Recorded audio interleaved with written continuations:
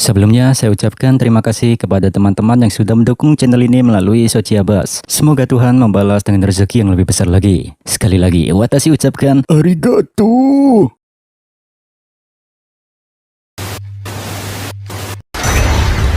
Kami kembali. Yari. Kini, panel berpindah pada duel Testarossa dan Twilight. Meski obrolan sembrono orang-orang di sekitarnya agak sedikit membuat Testarossa jengkel, namun fokusnya tidak goyah sedikit pun.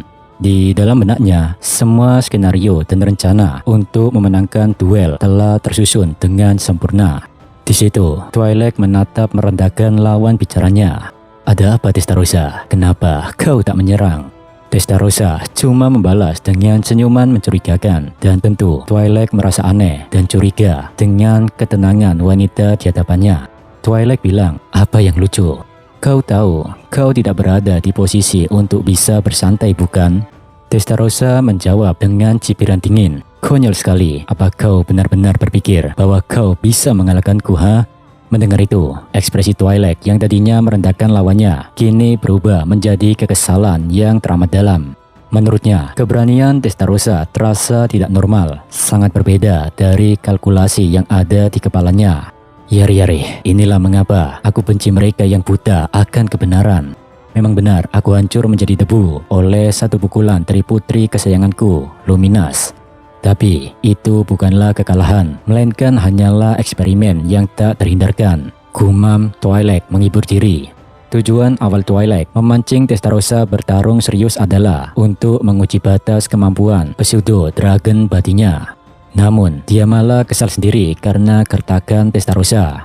Twilight bilang, "Ya, kalian kaum iblis memang tidak punya pilihan karena kalian terlanjur percaya diri bahwa kalian adalah iblis primordial terkuat. Kalian punya kebiasaan buruk meremehkan lawan. Tapi ingat, jika kau tidak bisa melihat kekuatan sejati musuhmu, kau sendiri yang akan menderita." Twilight memperingatkan dari lubuk hatinya yang terdalam, tentu saja dengan niat penuh untuk menjatuhkan mental Testarossa.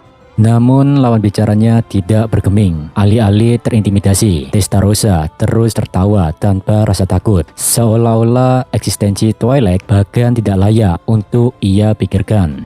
"Benar-benar tidak menyenangkan. Ini bukan reaksi yang kucari.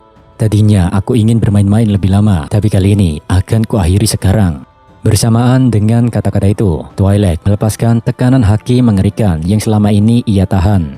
Udara seketika memberat, tidak salah lagi, itu adalah aura haki murni yang setara dengan True Dragon.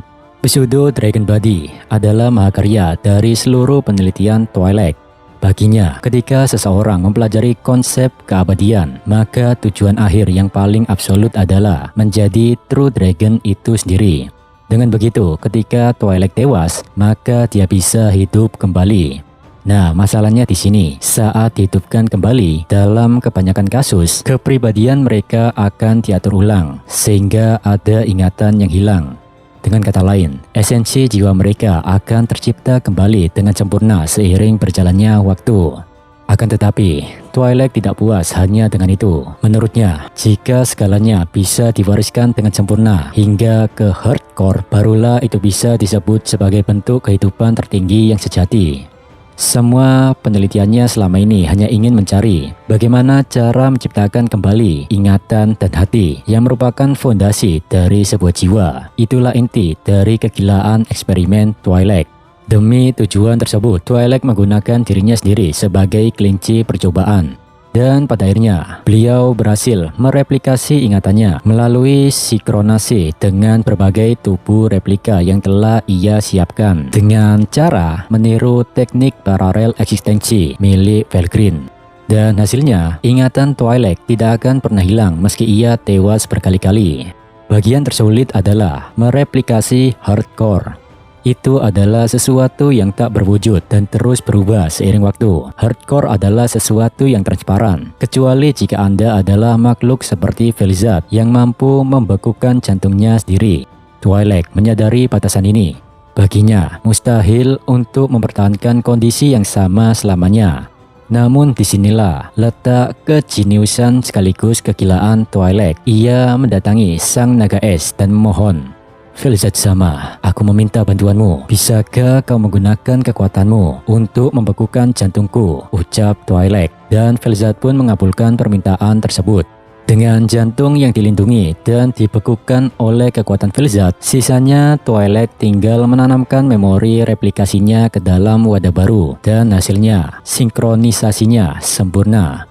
Pria di hadapan Testarossa saat ini adalah Twi'lek Valentine yang asli, perwujudan kejahatan murni yang bahkan tak mampu dideteksi oleh Luminas. Terlebih lagi, tubuh baru ini diciptakan dari elemen magis milik Velzat itu sendiri.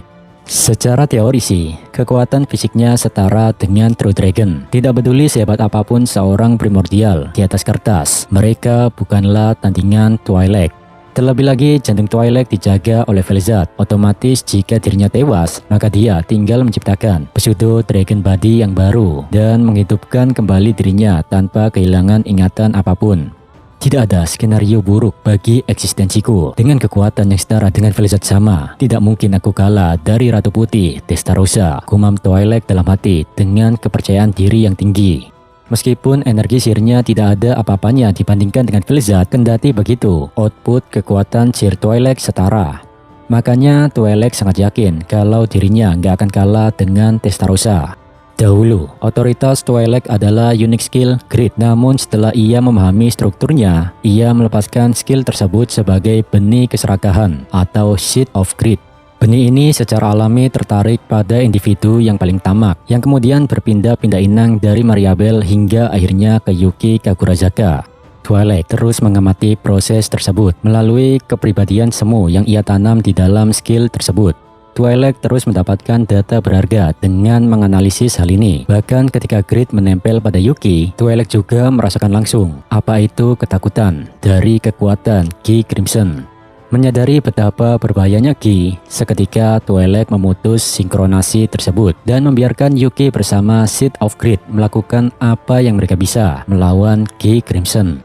Ajaibnya, Yuki masih bisa hidup setelah berhadapan langsung melawan Ki, meski harus merelakan unique skill Grid. Keberuntungan masih memihak Yuki. Skill yang tadi telah direlakan malah berevolusi menjadi ultimate skill Lord of Grid Mammon. Mengetahui Yuki masih hidup, Twi'lek menyambungkan sinkronasi pada Yuki kembali. Seluruh rangkaian peristiwa yang dialami Yuki terus diamati Twi'lek. Hingga akhirnya, dengan skill ultimate Lord of Grid Mammon, Yuki kembali mencoba melawan orang kuat yakni Michael. Tapi pada ujungnya, Yuki kalah dan malah dimanipulasi oleh lawannya. Sehingga mau tak mau, Twi'lek meninggalkan tubuh Yuki. Sejak saat itu, Twi'lek kehilangan jejak dan nasib dari ultimate skill Lord of Grid Mammon. Namun menurutnya, hal itu sudah nggak penting lagi, karena kini Twi'lek sudah memperoleh kemampuan tertingginya sendiri, yakni ultimate skill Lord of Avarice Amon. Itu adalah sebuah kemampuan pamungkas perwujudan dari keinginan yang tak terbatas. Apapun keadaan dunia, entah hancur ataupun sebaliknya, Twi'lek tak peduli apapun tentang semua itu. Yang penting untuknya adalah hasil dari jeripaya penelitiannya, lalu bisa dikembangkan dan bermanfaat ke depannya untuk dirinya. Demi tujuan itu, Twi'lek mengerahkan segalanya, terlepas apakah itu perbuatan baik ataupun buruk. Dia adalah perwujudan dari kejahatan sebenarnya. Itulah Divine Ancestor Twi'lek Valentine. Rasa ingin tahunya yang tak pernah puas membawa Twi'lek pada sebuah pertanyaan. Apa yang bisa dia dapatkan jika merelakan ultimate skillnya, yakni Lord of Avarice Amon? Dan hasilnya, Twi'lek mendapatkan kemampuan baru yang seharusnya tak pernah ada di dunia ini, yakni ultimate skill Lord of Visionus Angra Mainyu. Itu adalah kemampuan pamungkas yang dapat melampaui semua skill kebajikan dan seri dosa besar. Ultimate skill Lord of Visionus Angra Mainyu memiliki kemampuan utama mencangkup berbagai hal. Ada Troc Acceleration, Universal Perception, Analytical Appraisal, All Thing Creation, Duplication, Synchronization, Space-Time Manipulation, Multidimensional Barrier, dan Eternal Regression. Semua skill ini berspesialisasi dalam penciptaan dan penelitian. Kendati begitu, jika diaplikasi dalam pertempuran, skill-skill ini juga sangat overpower. Tentu hal tersebut membuat Twi'lek sangat gembira. Berkat ultimate skill barunya ini, Twi'lek berhasil menciptakan pseudo dragon body dengan sangat sempurna. Dia yakin selama Vel'Zad masih ada, maka dirinya abadi dan tak terkalahkan. Oke, segitu saja penjelasannya. Kita beralih ke duel. Di situ Twi'lek melepaskan aura haki True Dragon. Hal itu memberikan tekanan intimidasi yang sangat besar pada Testarossa. Dengan eksistensi poin atau EP dari Pseudo Dragon Body yang kini hampir 10 kali lipat dari milik Testarossa. Dengan kata lain, perbedaan jurang kekuatan ini membuat Twi'lek berada di atas angin. Dimana yang kita tahu, EP Twi'lek adalah 33 juta, sementara EP Testarossa hanya 3.300.000. Kendati begitu, Twi'lek bingung kenapa Testarossa tetap tenang meski kalah dalam segi kekuatan darinya. Twi'lek bergumam dengan tatapan sinisnya. Meskipun Testarossa lebih tua dariku, tapi pada kenyataannya dia adalah penghuni dunia roh yang bahkan tidak memiliki tubuh fisik. Meskipun dia berinkarnasi, tapi aku sangat unggul dalam hal kemampuan fisik. Menurut Twi'lek, Testarossa tampaknya tidak paham akan posisinya dalam duel ini. Dengan pemikiran ini, Twi'lek tertawa puas dengan aura haki yang semakin membesar. Di sisi yang lain, Testarossa tak mau kalah. Dia pun mengeluarkan aura haki iblisnya. Seketika itu juga, mereka berdua terbang di udara yang di sekitarnya dipenuhi badai salju. Duel pun dimulai. Mereka berdua saling adu tendangan, saling adu pukulan. Adu fisik di antara mereka berdua menciptakan letupan-letupan energi mengerikan. Beberapa jam telah berlalu sejak duel berlangsung. Meski saat ini tubuh Testarossa dipenuhi luka dan darah, namun beliau tidak terlihat kelelahan sedikitpun. Dan tentu hal ini membuat Twi'lek heran. Di tengah-tengah adu kekuatan tersebut, kepala Testarossa dipenuhi banyak kekhawatiran tentang apa rencana Filwe. Lalu Milim yang murka di Sarion, Labirin Tempest yang sedang diserbu, ras Kriptik dan Ivaraj yang mulai menginvasi dunia. Lalu apakah Luminas berhasil mengumpulkan pasukan menghadapi kekacauan dunia ini? Lalu apakah Luminas berhasil mengumpulkan pasukan menghadapi kekacauan dunia ini? Mengenyahkan semua kekhawatiran itu, Testarossa kembali memfokuskan pandangannya pada Twi'lek. Formula kemenangannya sudah lengkap, tapi mengeksekusinya bukanlah tugas yang mudah. Dengan kata lain, Testarossa harus menciptakan situasi tanpa membahayakan dirinya sendiri.